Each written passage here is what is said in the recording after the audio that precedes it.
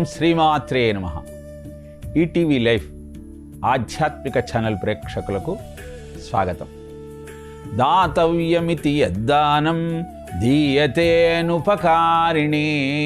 దేశే కాలే చ పాత్రే చ తద్దానం సాత్వికం స్మృతం. దేశకాల పాత్రతలను అనుసరించి ఏ ఉపకారాన్ని ఆశించకుండా చేసే దానమే సాత్విక దానము అని పిలువబడుతుంది.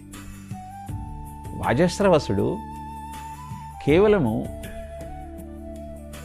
విశ్వజిత్ యాగం చేస్తున్నాను కనుక దానం చెయ్యాలి అన్న ఉద్దేశంతో చేస్తున్నాడు, కానీ తన దానం వలన ఎదుటివారికి ఎంత లాభం కలుగుతుందో ఆలోచించలేకపోయాడు.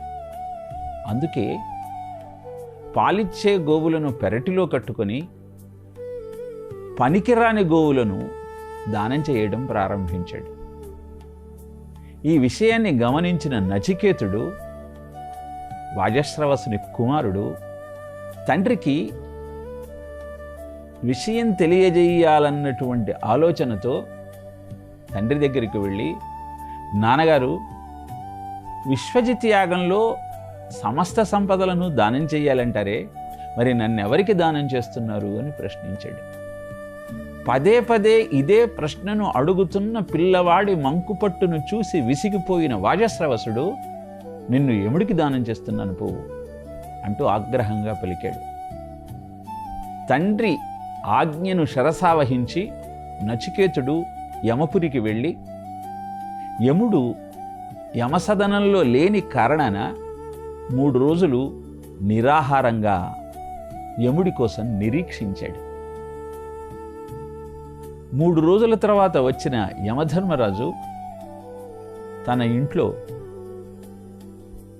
ఒక అతిథి 3 రోజులుగా పస్తున్నాడన్న విషయం తెలుసుకొని పశ్చాత్తాపడి ప్రాయశ్చిత్తంగా 3 వరాలను అనుగ్రహించాడు నచికేతుడికి. మొదటి వరంగా నచికేతుడు ఆగ్రహంగా తనను యమపురికి పంపిన తన తండ్రి తిరిగి తాను స్వగృహానికి వెళ్ళినప్పుడు ఆదరంగా ఆహ్వానించాలంటూ అభ్యర్థించాడు. తథాస్తు అన్నాడు యమధర్మరాజు.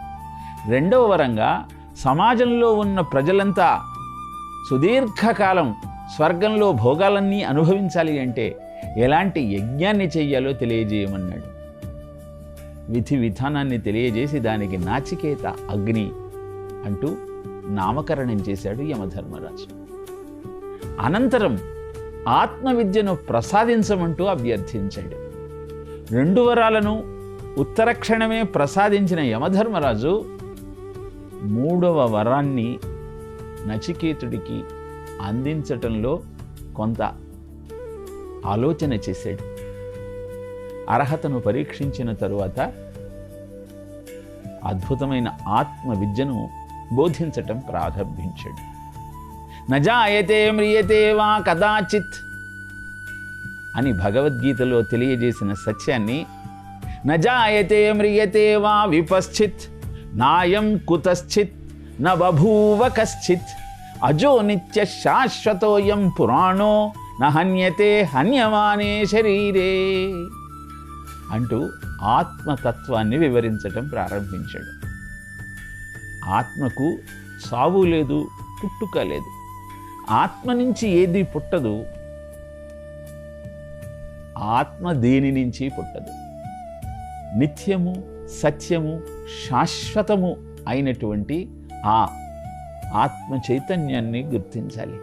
పడిపోయేది దేహమే కానీ ఆ చైతన్యం కాదు అని అద్భుతమైన వివరణ ఇచ్చిన తరువాత సహజంగా ప్రతివారికి సందేహం కలుగుతుంది. కళ్ళ ముందు ఎంతోమంది ప్రాణాలు వదిలేస్తూ ఉంటే చావు లేదు, పుట్టుక లేదు అంటారేమిటి అని. ఆ సందేహానికి సమాధానంగా హంతా చేత్ మన్యసే హంతుం హతశ్చేత్ మన్యసే హతం ఉభౌ తౌ న విజానీతో నాయం హంతి న హన్యతే అంటూ చనిపోయేది, చంపబడేది ఏదో తెలుసుకోండియా.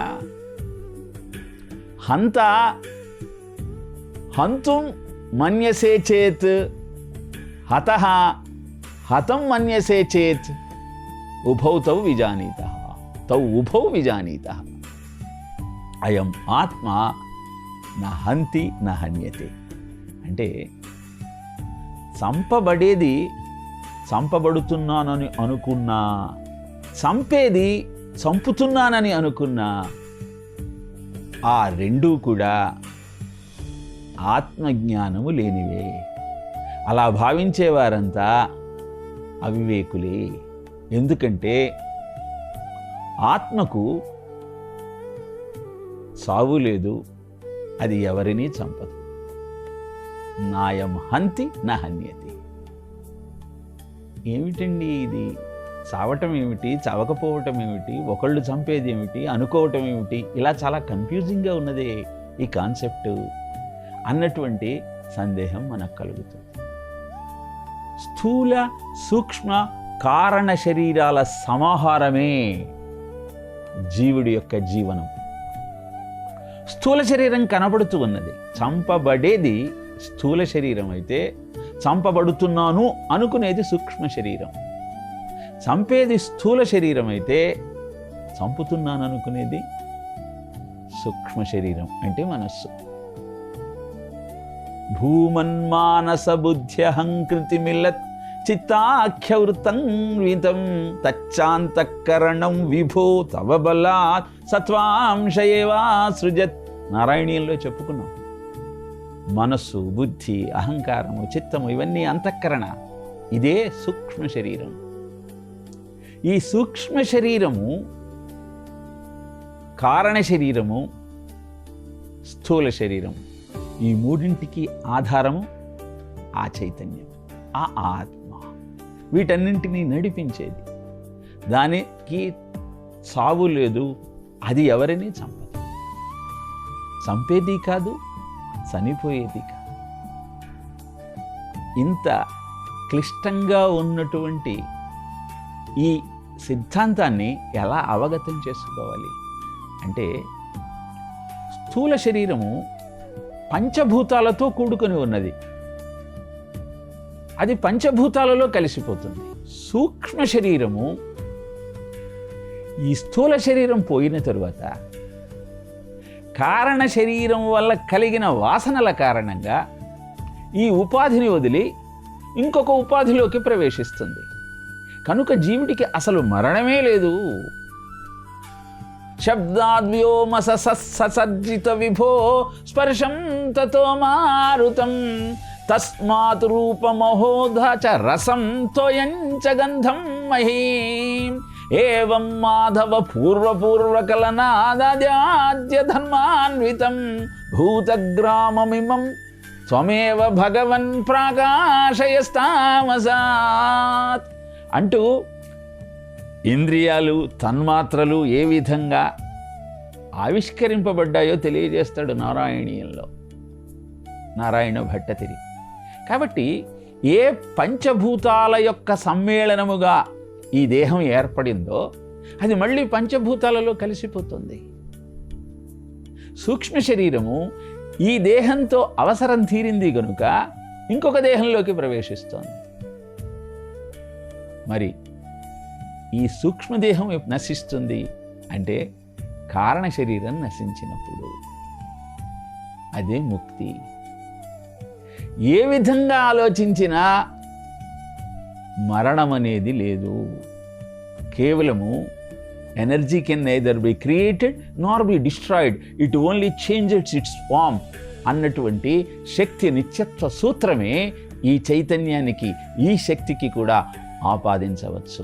నిజానికి ఐన్స్టైన్కి ఆ అద్భుతమైనటువంటి సిద్ధాంతాన్ని ప్రపంచానికి అందించడానికి ఆధారమైనది భారతీయ సిద్ధాంతమే, భారతీయ వాంగ్మయమే, భారతీయ విజ్ఞానమే. అదే విషయాన్ని ఇక్కడ తెలియజేస్తున్నాడు.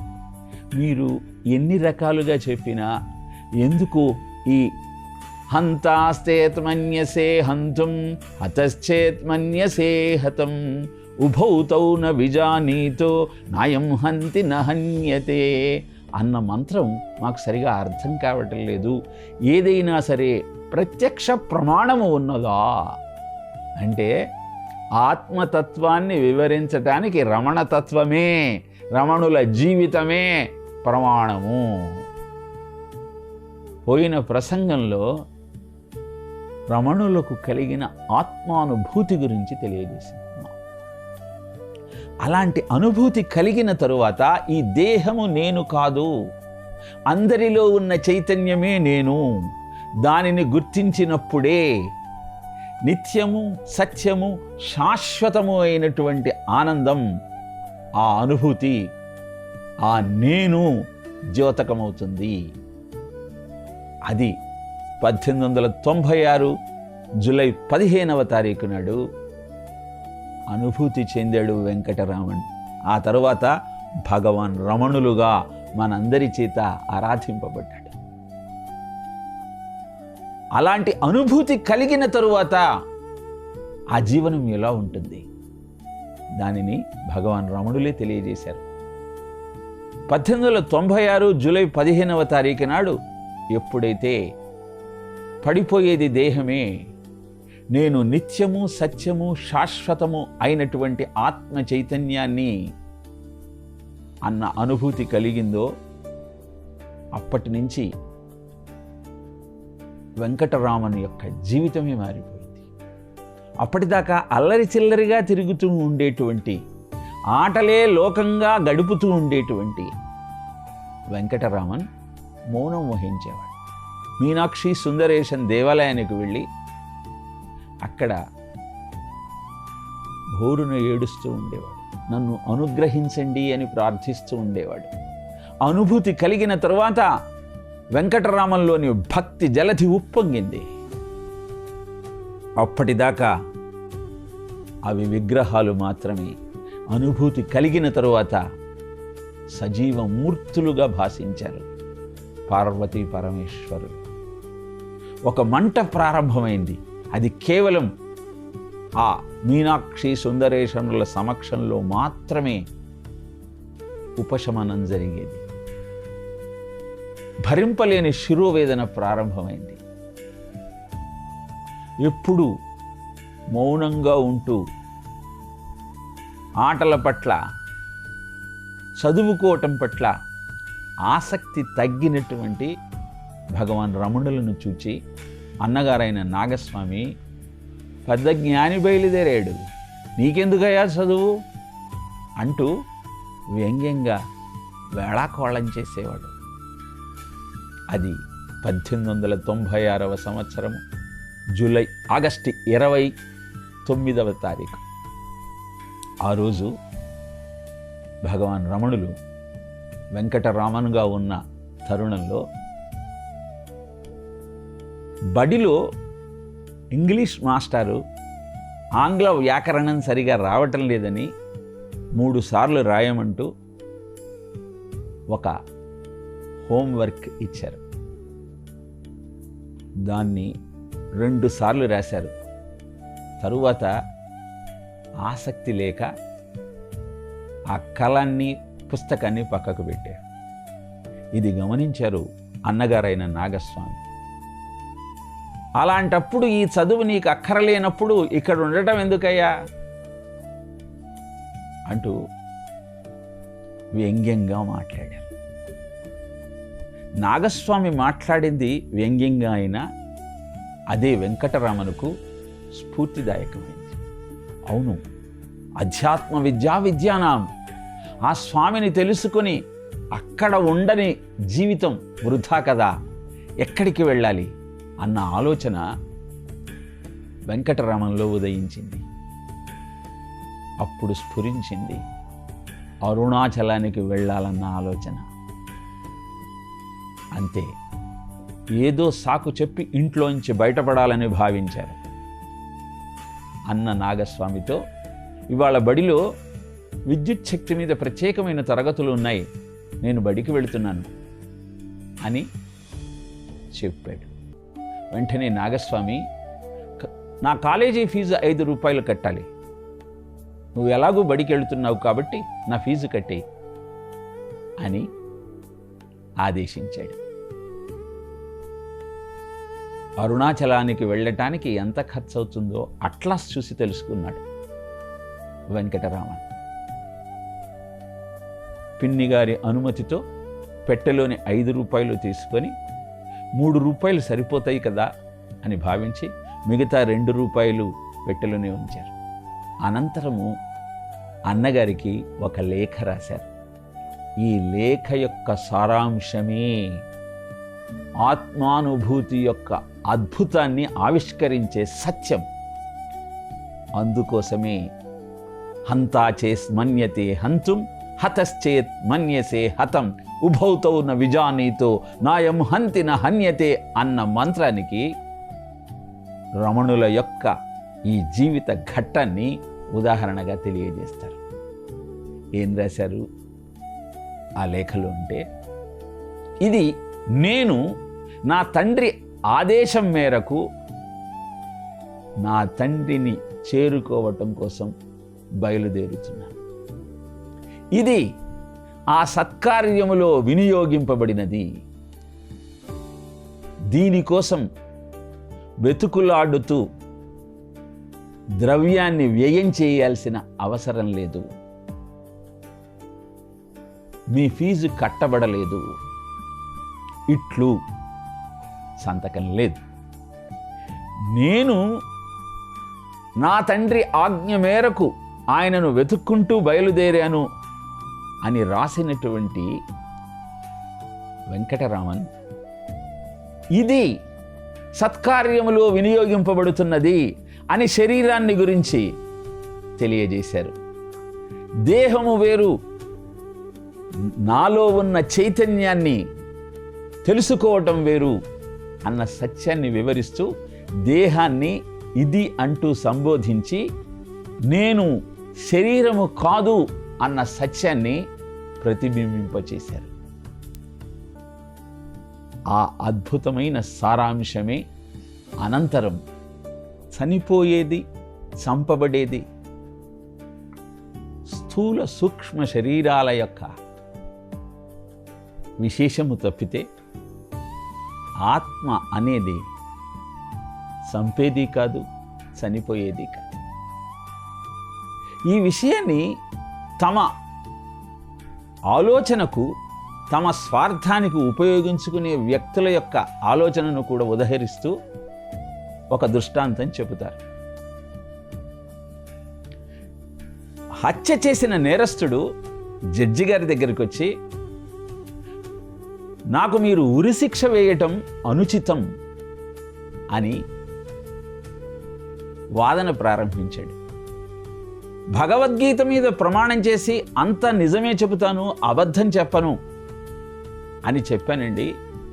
భగవద్గీత 2వ అధ్యాయం 19వ శ్లోకంలో ఏనం వేత్తి హంతారం యశ్చైనం మన్యతే హతం ఉభౌతౌ న విజానీతో నాయం హంతి న హన్యతే. చంపేది, చచ్చేది ఈ శ్లోకం ఆధారంగా నాయం హంతి న హన్యతే, చంపేది కాదు, చచ్చేది కాదు ఆత్మ అన్నారు. మరి నేను హంతకుడిని అని నాకెలా మీరు శిక్ష విధిస్తారు? అలా చంపుతున్నాననుకున్నా, చస్తున్నాననుకున్నా అది అజ్ఞానమే అని చెప్పింది కదా భగవద్గీత. మీరు నాకు ఉరిశిక్ష రద్దు చేయాలి అంటూ జడ్జితో వాదనకు దిగాడు. జడ్జి గారు అన్నారు, నువ్వు చెప్పింది 100% నిజమయ్యా. చచ్చేది, చంపేది నీలో ఉన్న ఆత్మ కాదు, ఉరిశిక్ష వేసింది నీ దేహానికే, ఉరి తీసేది కూడా దేహమే, కనుక దీనిలో ఏ అన్యాయము లేదు అంటూ తీర్పు చెప్పారు. కనుక అద్భుతమైన ఆత్మతత్వాన్ని అర్థం చేసుకోవాలి అంటే గురువు యొక్క శుశ్రూష కావాలి. అలా హంతాసేత్ మన్యసే హంతుం హతశ్చేత్ మన్యసే హతం ఉభౌతౌ న విజానీతో నాయం హంతి న హన్యతే అంటూ నచికేతుడికి యమధర్మరాజు ఆత్మతత్వాన్ని వివరించిన తరువాత, ఇంత సంక్లిష్టంగా ఉంది కదా ఈ సిద్ధాంతం, అసలు ఆత్మస్వరూపం ఎలా ఉంటుంది అని సందేహం కలగటం సహజం. ఆ సందేహాన్ని దృష్టిలో పెట్టుకొని యమధర్మరాజు అంటూ ఉన్నారు, అనోరణీయాన్ మహితో మహీయాన్ ఆత్మాస్య జంతోర్నిహితో గుహాయాం తమక్రతు పశ్యతి వీతశోకో ధాతు ప్రసాదాన్ మహిమానమాత్మనః అంటూ అనోరణీయాన్ మహతో మహీయాన్, ఈ ఆత్మతత్వం అనేది అణువు కంటే సూక్ష్మమైనది. అణువు కంటే సూక్ష్మమైనది కదా, కనపడదు కదా అని అంటారని, మహేతో మహీయాన్ బ్రహ్మాండం కంటే గొప్పదైనది, సూక్ష్మమైన దానికంటే సూక్ష్మమైనది, మహత్తు దానికంటే గొప్పది అని చెప్పటానికి పురాణంలో 2 అద్భుతమైనటువంటి దృష్టాంతాలు తెలియజేశారు. సత్యభామ తన సౌందర్యంతో, సంపదతో కృష్ణుణ్ణి ఆకట్టుకోవాలనుకుంది. రోజుకు 8 బారువుల బంగారాన్ని అందించేటువంటి శమంతకమణి తన దగ్గర ఉన్నది. అతిలోక సౌందర్యం తన సొంతం. ఇక కృష్ణుణ్ణి తన వశం చేసుకోవచ్చు అనుకుంది. అప్పుడు నారదుణ్ణి అలా వశం చేసుకోవాలంటే ఏదైనా వ్రతాన్ని చెప్పమంటూ ప్రార్థించింది. లేకేమమ్మా, అద్భుతమైన వ్రతం ఉన్నది, కానీ ఆ వ్రతంలో ఒక నియమం ఉన్నది. వ్రతం అయిన తరువాత ఆఖరున భర్తను దానం చేయాలి. ఆ తరువాత ఎవరికైతే భర్తను దానం చేశావో అతనికి కృష్ణుడి యొక్క బరువు ఉన్నంత ద్రవ్యాన్ని దానంగా ఇచ్చి, ఆ తరువాత తిరిగి భర్తను స్వీకరించాలి. ఆ వ్రతం చేసిన తరువాత భర్త పూర్తిగా నీకు వశుడై ఉంటాడు అని తెలియజేశాడు. వెంటనే ఆ వ్రతాన్ని నిర్వహించి కృష్ణుణ్ణి నారదుడికి దానం చేసింది. ఇక తన దగ్గర ఉన్న టన్నుల కొద్దీ బంగారాన్నంతా తీసుకువచ్చి త్రాసులో ఒకవైపు ఉంచింది. కానీ కృష్ణుడు ఆ బంగారం భారానికి తూగలేదు. ఏం చెయ్యాలో అర్థం కాలేదు. కన్నీరు మున్నీరుగా విలపిస్తున్న సత్యభామను చూసి రుక్మిణి భక్తితో కృష్ణుడికి ప్రదక్షిణ చేసి అనంతరం తులసి దళాన్ని త్రాసులో ఉంచింది. వెంటనే కృష్ణుడు ఆ తులసి దళానికి తూగాడు. అంటే అణువు కంటే సూక్ష్మమైన పరతత్వము, బ్రహ్మాండం కంటే గొప్పదైనటువంటిది ఆ ఆత్మతత్వం. దానికి ఉదాహరణగా వామన చరిత్ర చెబుతారు. 3 అడుగుల నేలను దానంగా అడిగినటువంటి వామనుడు ఇంతింతై వటుడింతై మరియుదానంతై నభోవీధిపైనంతై తోయద మండలాభ్రమున కల్లంతై ప్రభారాశిపైనంతై చంద్రునికంతయై ధ్రువునిపై అంతై మహార్వాటిపైనంతై సత్యపదోన్నడుగుచు బ్రహ్మాండానంతవత్తియై అంటూ భాగవతంలో తెలియజేస్తారు. ఈ 2 ఉదాహరణలు దేనికోసం ప్రస్తావన చేస్తారు అంటే, సూక్ష్మాతి సూక్ష్మమైనది, మహత్తు కంటే గొప్పదైనది ఆ పరతత్వం. అలాంటి తత్వాన్ని ఎలా గుర్తించాలి అంటే, ఆత్మాస్య జంతోర్నిహితో గుహాయాం, అది నీ హృదయ గుహలోనే ఉన్నది. దాన్ని తెలుసుకునే ప్రయత్నం చెయ్యి. దాన్ని తెలుసుకోవటం వల్ల ఏమిటి ప్రయోజనం? అంతా నిండి నిబిడీకృతమై ఉన్నటువంటి ఆత్మతత్వం హృదయ గుహలో ఉందని చెప్పటంలోనే అంతరార్థం ఏమిటి అంటే, హృదయ గుహలో ఉన్న ఆ ఆత్మతత్వాన్ని దర్శిస్తూ అదే నేనని తెలుసుకోవటమే సాధకుడి యొక్క కర్తవ్యం. అది తెలియజేయటం కోసమే అనోరణీయాన్ మహితో మహీయాన్ ఆత్మాస్య జంతుర్నిహితో గుహాయాం తమక్రతు పశ్యతి వీత శోకో ధాతు ప్రసాదాన్ మహిమానమాత్మనః. అలాంటి ఆత్మతత్వాన్ని గుర్తించాలి అంటే సంకల్పాలను పక్కకు పెట్టి దుఃఖమునకు దూరముగా సుఖదుఖాలకు అతీతంగా ఇంద్రియ నిగ్రహంతో ఉన్నవారికి ఆ అద్భుతమైన ఆత్మతత్వం అనేది ద్యోతకమవుతుంది అని ఈ మంత్రం ద్వారా తెలియజేస్తూ ఉన్నాడు. ఆ వివరణను మళ్ళీ మరొక ప్రసంగంలో తెలియజేసే ప్రయత్నం చేస్తాను. ఓం తత్సత్.